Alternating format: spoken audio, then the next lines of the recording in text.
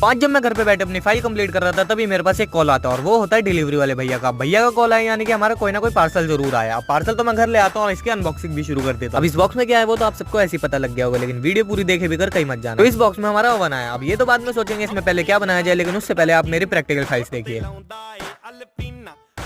तो इन फाइल्स को बनाने में मुझे पूरा 1 महीना लग गया। और हाँ, कमेंट में कोई नहीं बोलेगा ये फाइल्स मैंने लड़कियों से बनाई, क्योंकि इतनी आर्ट एंड क्राफ्ट तो मेरे को भी आती है। तो फिलहाल मेरी तो सारी फाइलें कंप्लीट हो जाती है, लेकिन एक फाइल अभी भी रहती है। तो आज के लिए बस इतना ही। मैं मिलता हूँ आपसे अगली वीडियो में। Thanks for watching.